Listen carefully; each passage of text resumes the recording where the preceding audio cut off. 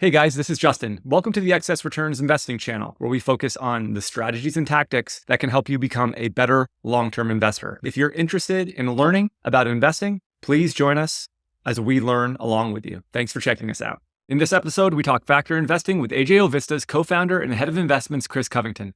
We discuss their unique story and approach to building factor-based portfolios and dig into the details of their investment process. The three most important things you'll learn in this episode are: 1, the benefits of going beyond the numbers in factor investing; 2, the opportunity and challenge of applying factor strategies in less liquid markets; and 3, the most important considerations when constructing multi-factor portfolios. As always, thank you for listening. Please enjoy this discussion with AJO Vista's Chris Covington. This episode is brought to you by Alpha Architect for Advisors. Whether you're an established firm or just starting out, you know the right systems can be the difference maker to achieving your growth goals. That's why Alpha Architect now offers a suite of turnkey model portfolios that can be customized to fit your practice. Built on Alpha Architect's decades of rigorous academic research, our model portfolios aim to systematize portfolio management so that you can spend less time tinkering with funds and more time finding your next great client. Systemize today to save time tomorrow. That's building with conviction. That's Alpha Architect for Advisors. To learn more about Alpha Architect's model portfolios and to schedule a consultation, visit advisors.alphaarchitect.com/models.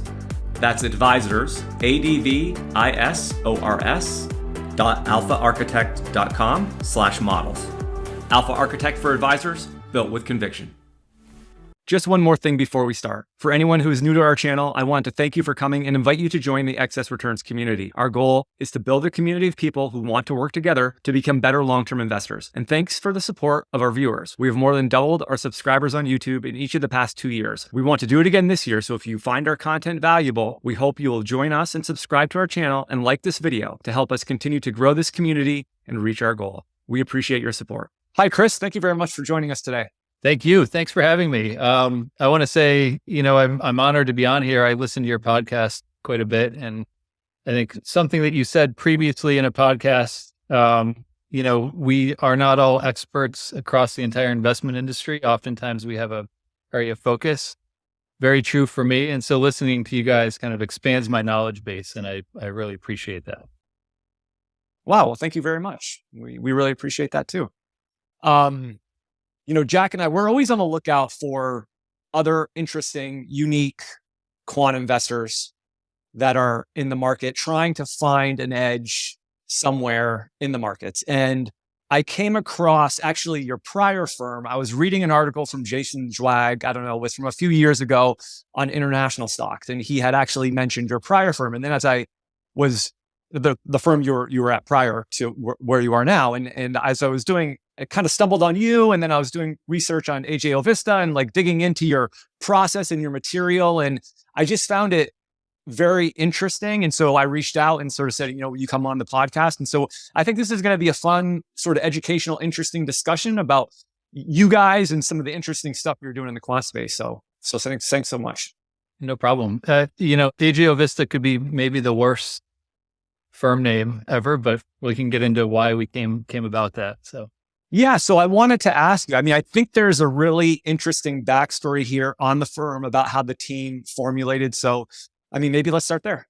Yeah, sure. So, I think first and foremost, that anytime that you're starting something or putting two things together, common philosophy is important. So, we can't have one person trying to be Cliff Asness or Kathy Wood and the rest of us rowing in a different direction and have that work. And so, we came together. We were lucky to have that common philosophy, common beliefs, both in how we invest and how we run a business.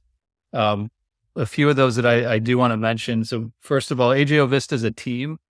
We have great people in research, great people in portfolio management, leadership, operations across the board, and we're all working together. So, I'm here talking to you, but equally as important are the people in the other room doing the button pushing and the heavy lifting. So, that's paramount. Also, I think we're really a client focused firm. We have these three. Ted Aronson, my partner, uses these 3 C's. So client focused, communicative, and cost conscious.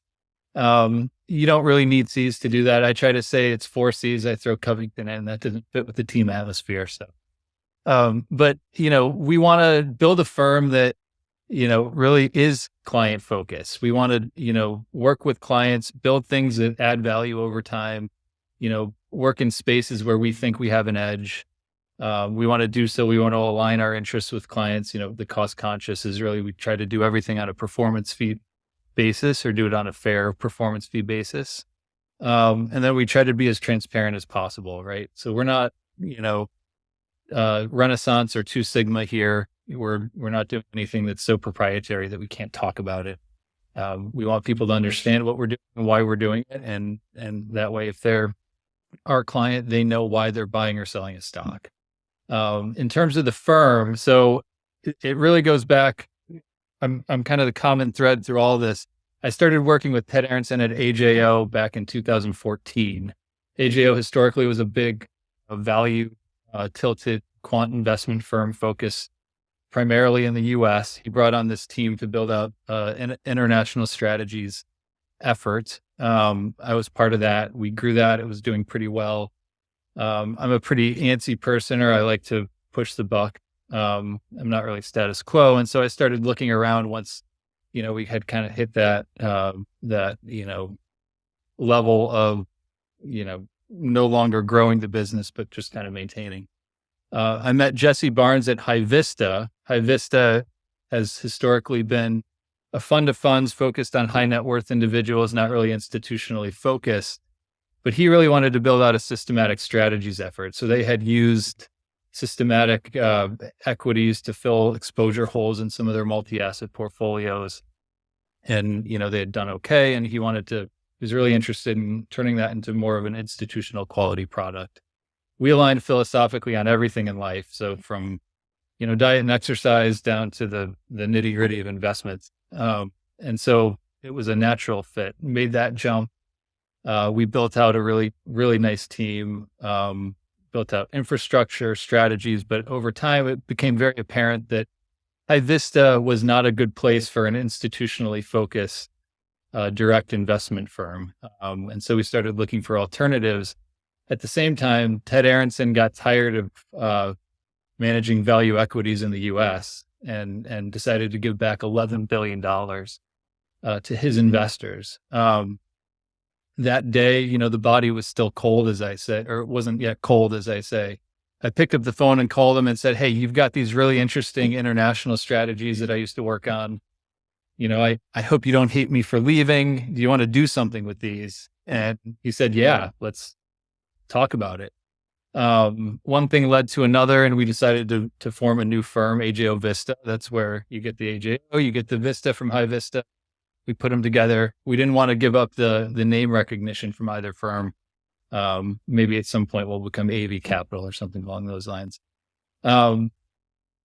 As we went forward, we had clients coming over from High Vista. We had some clients remaining in some of the international strategies at AJO.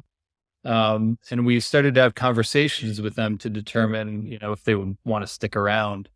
Ted sat down with one of those clients, the Missouri Local Government Pension Plan, and said, "Will you please stay with us? This is going to be a great product. It's going to be a great ride." Brian Collette, the CIO over there, said, "Not only do I want to be invested, I want to be a general partner in the firm. I want to help you guys get this thing off the ground. I think you guys are great. What can I do, or how can I or the pension plan be a part of this?" And so they've been our backers from the get-go. They're a 1/3 partner with High Vista and AJO, and then employees also. Really been great to have that sounding board in terms of product development and product launches and just that partnership from somebody that's typically on the other side of the table. That's an opinion that, we often struggle with. We're nerds. We like to crunch numbers. We don't have that viewpoint of, being a multi-asset investor. I think that story highlights the importance of relationships. And also I like the fact that, the core investor is aligned not only on the strategy side, but they're aligned with the success of the business. I mean, that's a really cool story in many different ways. Yeah, it's given us a lot of opportunity to, try new things, right? They're willing, if we can convince them that something's a good idea, They've been willing in most cases to put money behind it. And when they're not, oftentimes it's probably a bad idea from a business perspective, and they're giving us that feedback. So you have this quote on your website. I'm going to read it here. We prize markets complex enough to challenge the experienced investor, yet rich enough to reward success. What do you mean by that? Yeah. So a lot of this goes back to being client focused or client driven, right? We want to sit across the table from our clients and talk about good performance and not bad performance. And so, there are places where we think we can do well and add value, and there are places that we think we can't. US large cap has 1,200 active products deployed there. We want to remain a small team and be a small and nimble business. And we don't think that we can compete there with a small team. It's kind of an arms race. On top of that, it's not very interesting. We all know what Apple's doing, and we all know what Amazon's doing. We prefer to dig into Japanese markets and understand kind of the cross ownership that happens there, or understand the Indian market or the microstructure of emerging markets in general. So we try to stay in places where we're interested to do the work. We think that produces a better product, and B, where we think that there's enough inefficiency where we can consistently outperform the market. So most of our stuff is going to be international. We do have a US microcap product as well. That's interesting to us because, there's a huge biotech allocation there, which is a really fascinating place, especially as quants, to invest. And then there's also a ton of banks, which, especially recently has been, quite interesting. So. You mentioned in some of the documents we reviewed for this, your core beliefs, and they were really interesting for me because they're a little bit unique for some of the other factor investors we've talked to, and particularly the first one, because, we're quant nerds, like you mentioned, you are as well. And, your first belief here is go beyond the numbers. And I think all of us kind of have a tendency to get stuck in the numbers as quants. So I'm wondering if you could talk a little bit about what you mean by that. Yeah. So this is, I guess it boils down to us not really viewing ourselves as factor investors, right? Maybe we have a little bit of an identity crisis. We think of ourselves more as systematizing the process of a discretionary investor, right? And what does a discretionary investor do? So they're going to sit down and look at numbers for sure, right? They're going to look at the valuation of a company. Is the company profitable? Is it a well-run business? All that stuff goes into their holistic valuation, but then they're going to do a bunch of other things, right? They're going to sit in on an analyst call and determine, was the CEO bullish or bearish for the future? Is the guy being, fully honest with me? And then they're also going to look at like the supply chain or direct network of companies that's related to that firm. So, is the rest of the industry doing well? Are the suppliers doing well? They're going to consume external or sell side analyst info and put that into their holistic valuation. And so we consume a lot of that data as well. So we've kind of moved on from numbers that have been kind of the core for quants for a long time, and spent a lot of time, analyzing text sources systematically and utilizing that information in our valuation process. That's interesting. So you're kind of taking what a discretionary investor would do, and you're sort of trying to quantify it and put that together with the numbers. I mean, is that a good way to look at it? Yeah, 100%. Yeah, that's really interesting. Especially because as we kind of evolve as factor investors, I mean, a lot of people are looking at the fundamental data, and so that's probably an interesting edge to be able to maybe look at some of this other data in addition to the standard stuff other people are looking at. Yeah, so it's been very powerful thus far. I think especially, you get into microcap and it seems like everything works there, but you start to move outside of the United States, and a lot of these text-based sources have yet to be harvested by other investors, and we think we're kind of breaking new ground in these places, and it's it's really interesting and fun to learn about. But it's also, we think it's a good thing for our investors from an outcome standpoint. Your second core belief is identify what works. And on the surface, that would seem pretty easy. Obviously it works or it doesn't, but the process behind the scenes can be really tricky for that because there's so many things out there, that people are saying might work or might not work. And so I'm wondering, how do you think about that process of determining what actually works over the long term? Sure. So again, this goes kind of ties into going beyond the numbers a little bit. So, we do all the empirical stuff that everyone else does, right? We run back tests and simulations, and we look at things in nonlinear ways and interactions between factors. To us, a really important step, though, is understanding that economic link between a factor and returns. Is it something that we can tie back to our textbooks? Is it something that's behavioral or structural? Is it something that, we don't understand? Is it something that a discretionary analyst might use in their analysis? All of these things are going to go into making a determination as to whether something makes it into our model or our process. We're not just going to rely on the numbers themselves or the back tests themselves. We really try to get a deep understanding of what's happening or why something works or why it doesn't. I mean, I think, the environment is a big piece of that. So there are, periods throughout time where certain things work and then they don't work and then they work again, and trying to understand that relationship or that causal relationship is a key part of our research. Yeah. And as you look at what works, I would assume as you look at that, some things end up being a little bit more important than others. And that probably gets to your last point here, which is amplify what matters. Yeah. So, yep. We do look at some things work better than others, and specifically some things work better than others for certain types of companies.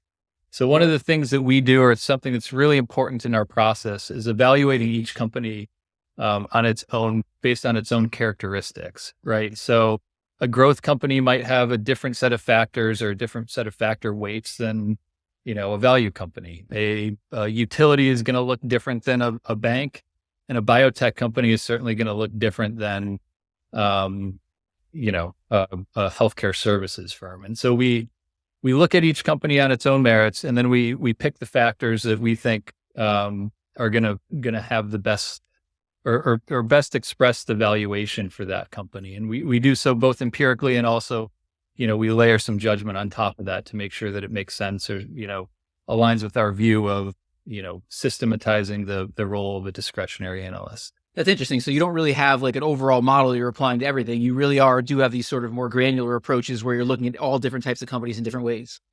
Exactly. And if we want to get down into the nitty gritty of the math, right, there is a set of base factors that we use, and those are going to be initially applied to everything. But then we upweight and downweight things based on the characteristics of the firm. Interesting. So I was actually going to ask you about the factors, but this sort of applies to probably what you just said, which is I was going to ask you first, you have 4 different factors you kind of at a high level talk about using your model.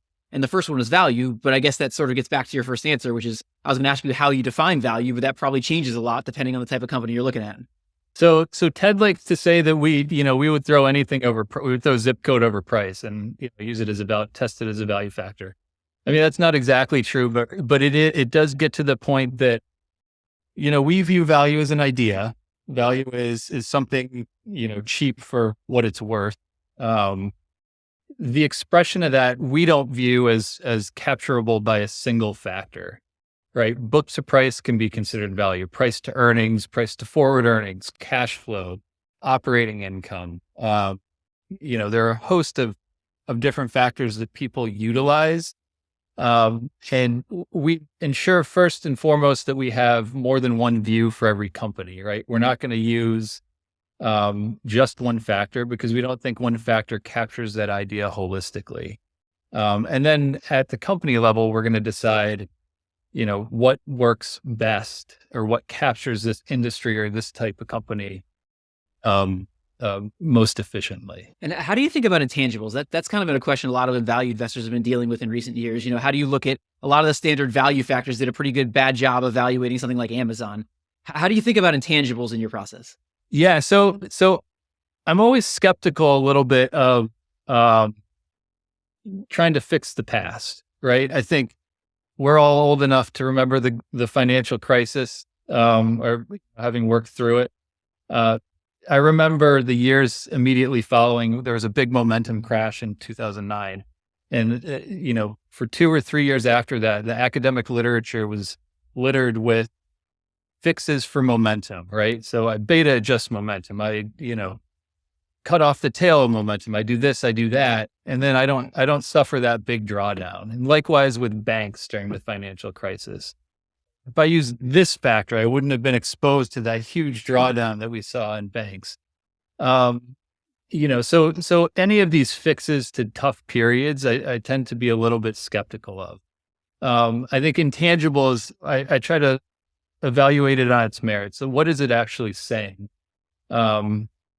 Right. It's saying that companies that have high intangibles have, maybe far out earnings that aren't being captured in looking at the recent past or the near future. And to me, that really is just growth. Right. And maybe that's a good adjustment to get more growth into your value factor, or to adjust value for growth. The way we approach it is saying, hey, there are some companies out there for which these value factors just aren't a good mousetrap. And for those, we're just going to downweight those factors, some of them significantly. If we think about biotech, for instance, right, maybe kind of the ultimate or the quintessential speculative growth industry in that sense, the terminal value of those companies is based on some of that's going to happen way out in the future, and there's a probability distribution, and value factors don't capture that. Nobody cares about current earnings. Nobody cares about next year or even the year after. And so for those, we don't use any valuation factors. We've used other ways of trying to arrive at that terminal value or capture, the probability of a positive outcome. And we think that, that can be applied, that logic is applied elsewhere too. So, software, tech, high growth companies, we generally stay away from the intangibles adjustments. We do a little bit within our process, but for the most part, we are, basically saying like, this isn't the right thing for this company, and choosing a different set of factors used in valuation. And I think, that ties back to the discretionary investor model, right? They're not using these short-term or recent history factors to value, these tech companies, especially in, the environment that we were in. Yeah, to your point about trying to explain the past after the fact, one of the things I've learned in my career is whenever you get to a situation where like everybody's saying the price to book is dead, it'll never work again, you're going to get a massive rip in the price to book. And we've sort of seen that here. And we've seen those types of companies really kill the high intangible companies coming out the backside. So it's so hard to look at something like that and say, all right, it might not make sense in the new world, but by the same token, I'm going to be abandoning it right at the wrong time. That can be somewhat of a challenge. Exactly. And when you think about that, like it's easy to sit here in hindsight and critique, but we were in an environment where there's zero discount rate, right? So $1 10 years from now was worth the same as $1 today, essentially, right? And we're not in that environment anymore. And so, those companies have price-wise have adjusted, and the things that are more near term in terms of their earnings have been rewarded. So, I think it's easy to understand looking backwards. Certainly in the time when you were, seeing value drawdown after value drawdown, it was, difficult to figure out. How do you think about quality? To me, like if I look at all the different firms that use quant strategies, this is probably the one that they define the most differently. Like there's not that much consistency between how one firm defines quality and the other one does. And that I guess that's true in the discretionary world too. Like what is a quality company is very, amorphous. It's hard to describe. So how do you think about defining a quality company? Yeah. So, I worked at a shop prior to AJO, and the quality factor, I think, had something like 40 signals in it, right? Like it tends to be kind of a catch-all for a lot of things that, that add value. But kind of to that is, there are a lot of different metrics that maybe, signify a well-run business. And that's what what we think about, right? Quality is this company being well-run? And then what does that mean? So is it profitable? Profitability falls under that. Is management financially conservative? Are they transparent? Are they managing earnings? So things along those lines, that you would think of kind of that generally, are really more focused on the operations of the business. Again, this is a place where the divergence across industries is really quite stark. if you look at a software company, that's going to be a very different quality model than say a bank, right? There's a host of data there, and they're very unique in terms of how you can look at them. They're going to have, capital ratios and non-interest and interest income that you can evaluate and look at. Very different from, what's going on with, software user base or something along those lines. How do you think about momentum? For some quant firms, like momentum is a core part of their processes and one of their key factors. For other people, they use it like some more peripheral, like entry and exit and things like that. How do you think about using momentum in your process? Yeah. So, momentum is, especially in the markets that we play, tends to be one of the more powerful factors. And so it is something that is used for stock selection. Again, we think about it somewhat thematically, as we do some of the other factors. It's not just a single 12-1, price momentum factor that has been written about so much by some of our, competitors or colleagues in the industry.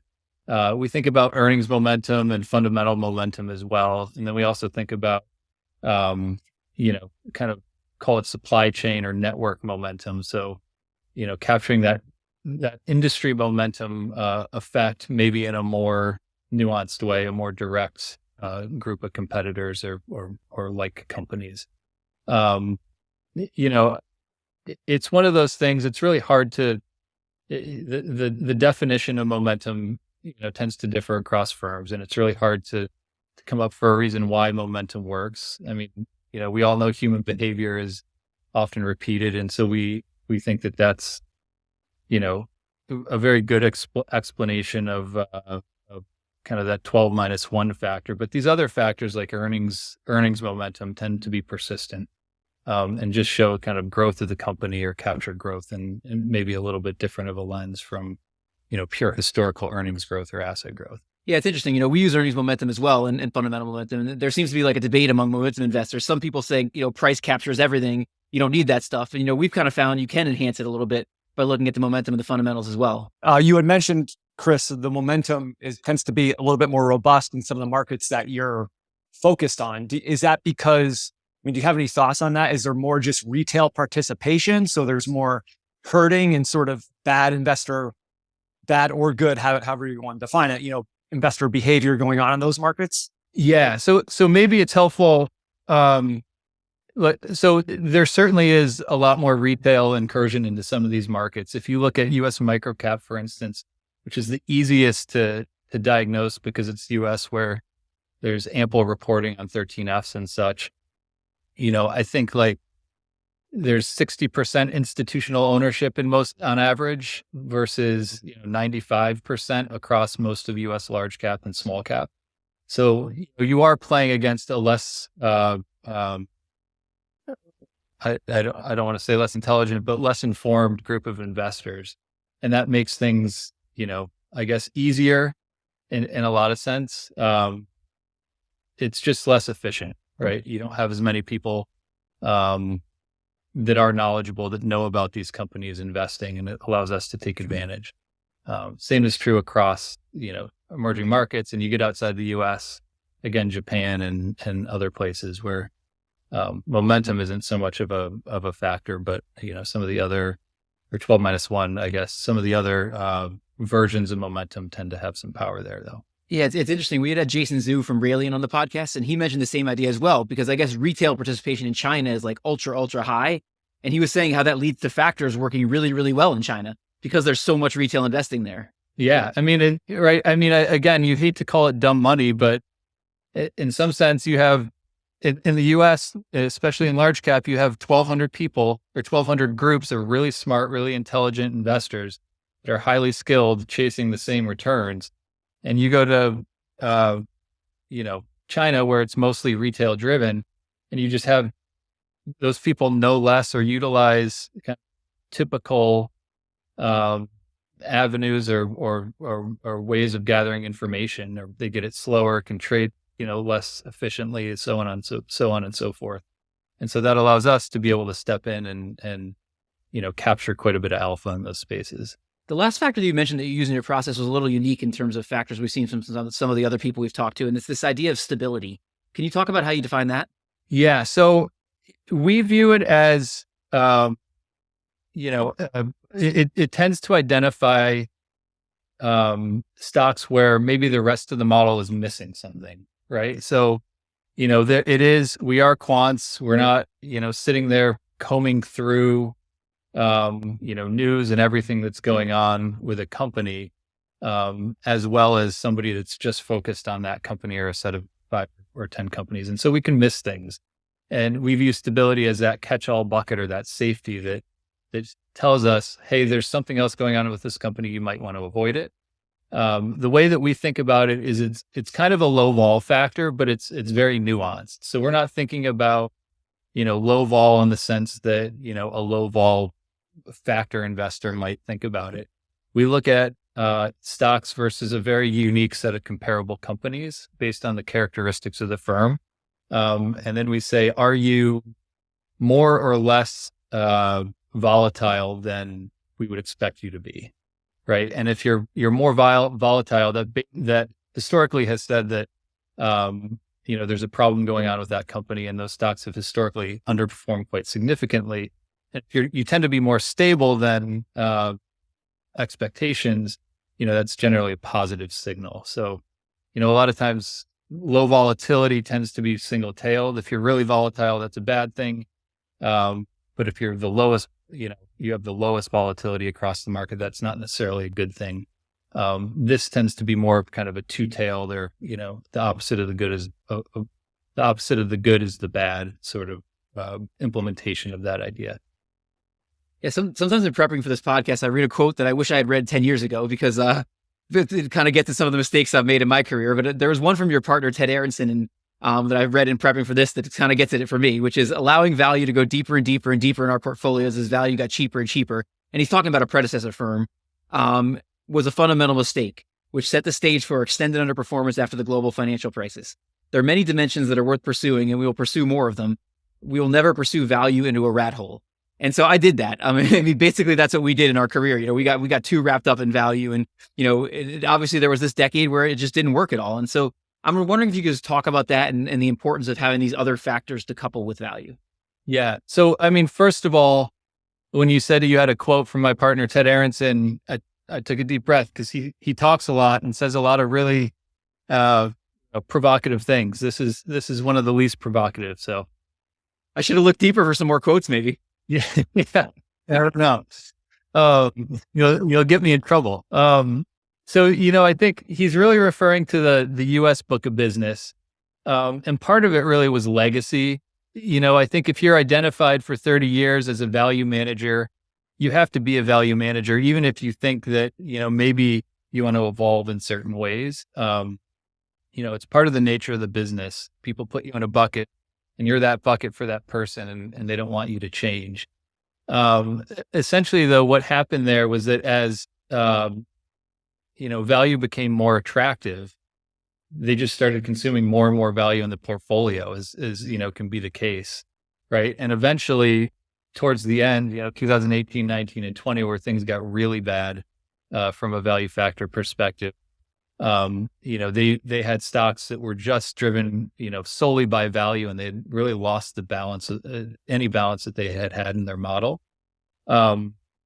We've taken a little bit of a certainly a different approach. We're more balanced. The international strategies at AJO were much more balanced from the outset. But even still, we don't know what the environment or how the interplay of factors is going to be in the future. And so we tend to put guardrails on our portfolio or our process to keep us from, going down that rat hole. So value might become 10 times more attractive than it is today, but we've got a ceiling on the amount of value exposure that we're going to allow in the portfolio. And a lot of it was, learning from the past, right? We were scarred, and we're not going to let that pain or those scars happen again. And it's so hard not to do it. I mean, even as we sit here today, a lot of metrics will say value is really, really cheap. And, the problem is you just can't get the timing right. And, you do this and it's really, really cheap for 3 years, and suddenly you've dug yourself into this hole. It's what we did. And it's very challenging not to do it, especially when you see like words like historically cheap to talk about something like value. Yeah. In some cases, right, you need to find the right investors. There are some people that want to make those big long-term, 10 to 15-year bets, and they're willing to take the pain. For the most part, though, right, it's a 3 to 5 year business. If you underperform for 3 or 5 years, people are going to start to clamor and get really uncomfortable. And so as you build things, at least in our mind, since we've been able to start fresh, we're able to think through that. What provides a nice, smooth, positive return path for our clients? If value does well, we're going to do well, right? But if value faces headwinds, we have other things there that are going to pick up the slack. So we're not going to live and die by, a single factor.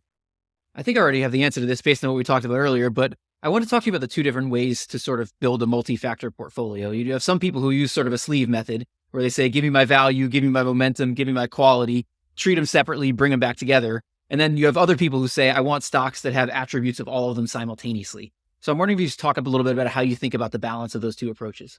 So my son has become a really big basketball fan. He's 8 years old. And so this question really comes from him. Would you rather have LeBron James on your basketball team or Manute Bol? Right? LeBron James is pretty good at everything, and he's a Hall of Famer. Manute Bol is the tallest guy to ever play in the NBA, and he wasn't very good. So, I think that that in jest, but generally, as we think about it, we don't want stocks that are going to have headwinds from other factors. And, you could have a value stock in your portfolio that has, a negative momentum exposure. And then you have a headwind of momentum within that sleeve, right? We think that, more votes or diversity of opinions, creates a better outcome. And that kind of fits with that discretionary analyst approach, right? A discretionary analyst isn't going to say, hey, this company is really cheap, I want to buy it. And this one has really good momentum, I want to buy it. They're going to say, this stock is cheap and it has pretty good momentum. The business is being run really well. And I really like what management is saying. And therefore I'm going to put a buy recommendation on that firm. So, I mean, it's hard to say one is right and one is wrong. There's a lot of nuance that goes into both, right? For us, we have to really consider the interaction of factors and how they work together. And think through that as we're creating our model. So it's not simple. And I don't think there's a simple answer. It's just the way, our philosophy is, good on all dimensions is better than good on any single dimension. How do you think about sector concentration? You'll have some factor guys who will say, well, if my model really likes financials, I'm going to put a ton of financials in my portfolio. And then you'll have other people who'll say, no, I want to be neutral. I don't want to be making bets on sectors. I want to be making bets on my factors themselves. How do you think about that? Yeah. So there's a quote that comes, I was going to try to attribute it to myself, but it comes from a guy that was, Ted Aronson's generation. It's take risk intelligently. We're going to take risk in our portfolio.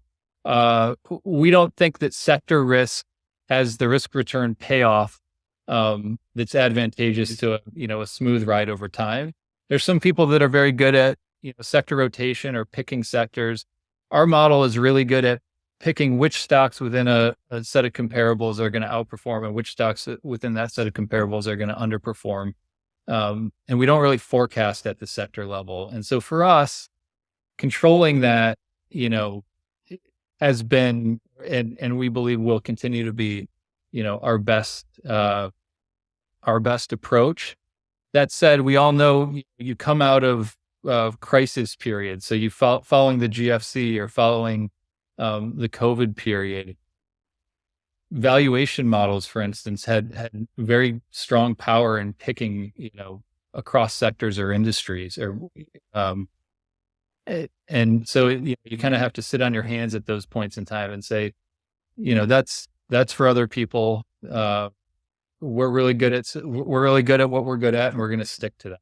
Yeah, one of the things we've noticed is in terms of like client behavior, the sector neutral approach can work a lot better, because when you are making those big bets on sectors, you're looking a lot different than the market, and some clients have trouble staying with that type of approach. Yeah, I mean, That is true, especially as you move into the institutional space, right? Like these guys have buckets and they have constraints on portfolios and their overall risk constraints and such. And so that can really throw a loop in their management, right? If you have a 20% bet in energy or something. I just want to ask one more before I hand it back to Justin. I would think in the markets you operate in, transaction costs are really, really important. And in reading your materials, you had something you referred to as implementation shortfall in terms of as how you look at this issue. And so I'm wondering if you could just talk about how important are transaction costs in the markets you operate in, and then also what is this implementation shortfall? Yeah. So, well, I'll start with the latter first. So implementation shortfall is a measure of transaction costs. It was first written about by Andre Perold back in 1988 or 89. Andre Perold is actually one of the founders of AJO Vista. Implementation shortfall has been something that Ted Aronson has been pounding the table about for 35 years. And so, the two guys didn't really know each other. And when we put AJO Vista together, it was kind of like this, wow moment where the guy who's been talking about the paper forever finally meets the guy that wrote the paper, and they get to sit down and talk about it. Incidentally, Andre said that Ted probably got more mileage out of that thing than he ever did. So just a fun, kind of a fun, part of putting this together. Implementation shortfall is essentially measuring the transaction cost by looking at the cost that the model or the price of the stock that the model is making its decision on, and the price of the stock where executed and entering into the portfolio. So it's kind of a holistic capture of all of the impact and the market movement. And then you add on all the direct costs, so commissions and such. This is actually the best measure when you get into illiquid markets. So other firms might use things like, they might benchmark to VWAP. Well, if you're in a thinly traded security and you're, making up a chunk of the volume, VWAP doesn't really matter, right? Because you are going to be VWAP, and VWAP could go from, $10 to $20 over the course of an hour. And that's, you're paying that price. In these markets, trading is different, right? You have outside the US, you have barriers to entry. You have to know which players to play with, which ones have the best, books and, in some cases, who knows the right investors and so on and so forth. If you don't have that knowledge, it's actually really hard to implement strategies at any, level of material capacity efficiently. And, you can eat away 2 or 3% of your return very quickly, by not managing that appropriately. And so we spend a lot of time, we do things like, model the volume, in many different ways using kind of nonlinear approaches to that. And the reason being is that you get into micro cap or even small cap or, even some of the developed large cap stocks, and the volume tends to be really lumpy. So might say that the stock trades, $100,000 a day over 10 days. Well, it might be really trading $1 million one day and then not trading at all for the next, 5 days. And so you have to, adjust your model or adjust your implementation process. So you're not trying to, buy things or buy liquidity that's not there, which would push the price and then eat away your return. I want to ask you about tracking error. Obviously, you guys are running actively managed strategies that have a benchmark. You're trying to beat a benchmark over time, over the long term. I think you've talked about some of the ways that you're putting some guardrails around the factors and how you're constructing the portfolio. But how do you guys think about tracking error? Are you targeting a specific level of tracking error, or is the tracking error just an output of how the portfolio is being constructed? It's definitely the latter. So we've found kind of negative outcomes from trying to lock a portfolio to a certain tracking error over time, right? The market becomes more risky and less risky, and that's going to affect your tracking error directly. And so, we don't want to over constrain the portfolio. We try to tune the strategy in a way that will give tracking error levels, appropriate for what the client wants. So generally it's like 3 to 5% based on the location of the investments. We can, if somebody wants to take on a bunch of risk, we certainly can figure out ways to tune that up. Or if somebody wants a lower risk offering, we will, we can do that as well. So, there's that, I don't know, the story of buying all the stocks in the market that start with the letter B and having those be like the best performers, or some other ridiculous, thing that actually doesn't work, but it's just a random thing. So in that, in reading your stuff, I know you have sort of this skepticism of over optimizing and, testing. So, I mean, maybe just speak to how you think about not over optimizing in your investment process. Yeah. I mean, you guys are probably well aware of this, right? And sometimes people outside of the quant world, don't truly understand, but an optimizer would, trade $10 million based on the third decimal point of a risk estimate or a return estimate. And, we know how accurate our model is, and it's how precise, and it's certainly not that precise. And so we want to ensure that, when we're trading, we're not picking one stock over another for some, nonsensical, rounding error. We generally, we do this by putting guardrails on the portfolio, kind of letting it go where it wants to, but ensuring that there are huge confidence intervals around all of the inputs and into that process. So, we make anything that falls in the top decile of our return estimation is going to get the same score. So, we're not saying that the 99th stock is any worse than the 100th stock. We treat those as the same. We know that they're both going to be good stocks over time. And based on the precision of our model, that we think that that's a better approach out of sample. Obviously, for back tests, it's going to look a little bit worse, but the future is not necessarily a direct reflection of the past. We do the same thing with risk estimates. So we don't use kind of the mean variance approach in the same way that a lot of investors do. I think even Harry Markowitz has said that it doesn't work. It's overly precise. It's false precision. And so we allow the optimizer to kind of work within these guardrails, utilize the return estimates in a very general way, and build a portfolio that's well diversified across our expected return and reduces the risk to things that we're not forecasting. We've had Jim O'Shaughnessy on the podcast twice, and in one of the podcasts, we were asking him about the evolution of his value factors. So I think he started with the price, Jack. I think he started price to sales. Price to sales. Okay. He started with the price to sales, and then eventually, basically it became a value composite, excluding price to book, I believe. And it included shareholder yield. So anyways, it was just an interesting discussion around how a quant firm sort of evolves their investment strategy over time when the facts change. But as you've kind of expressed, you want to be careful about overreacting to, what's happened recently. So how do you think about this problem of evolving your strategies over time and how you look at that and approach it? Sure. So any quant process should evolve, right? We should all be doing research and looking at new factors and new data, assessing how things are reacting to different market environments. No environment is like the previous.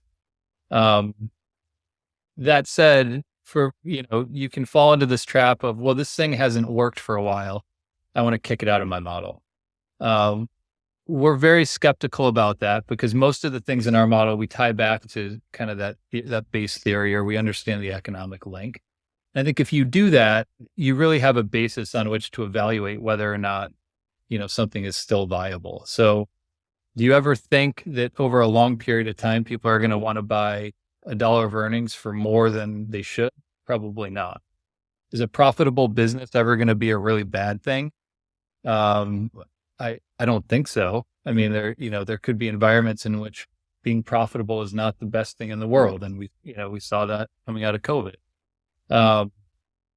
So for us, we're always thinking, but, to kick something out that's based on, sound theory just because it's had a bad period, that really just doesn't feel right.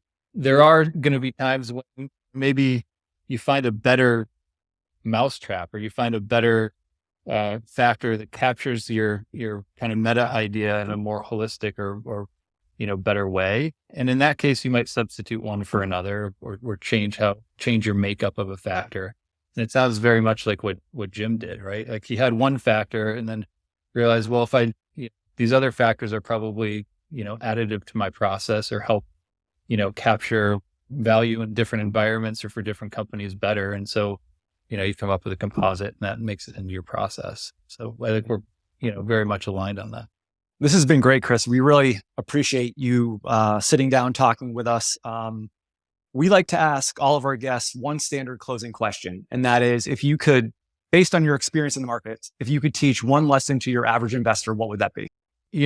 Sit on your hands, right? Come up with an idea. Think through your strategy or your process, or how you think investing should work. There's going to be noise. There's going to be FOMO. Stick to what you believe in, and try not to react to the market too much. I think, you could run yourself in circles reacting to the new hot thing that pops up every couple of years, right? You could take your whole portfolio and put it into Bitcoin, and then put it into ARK, and then, who knows what's going to be next, but put it into that. And really that's going to cause you a lot of anxiety, cost you a lot in turnover and transaction costs. And at the end of the day, probably lead to a worse outcome. Thank you very much, Chris. If people want to learn more about you and your firm, you're more of an institutional investment manager, but where can they go to read your research, follow you, and learn more? Yeah. So we have our website, ajovista.com. We think it's kind of an outlier in terms of investment management websites, and at least is entertaining. And there's some good reading material on there. We publish our research there when we create things for external consumption. That's great. Thank you very much, Chris. We really appreciate it. Thank you. Thanks. Hi guys, this is Justin again. Thanks so much for tuning into this episode of Excess Returns. You can follow Jack on Twitter at @PracticalQuant, and follow me on Twitter at @JJCarbonneau. If you found this discussion interesting and valuable, please subscribe in either iTunes or on YouTube, or leave a review or a comment. We appreciate it. Justin Carbonneau and Jack Forehand are principals at Validia Capital Management. The opinions expressed in this podcast do not necessarily reflect the opinions of Validia Capital. No information on this podcast should be construed as investment advice. Securities discussed in the podcast may be holdings of clients of Validia Capital.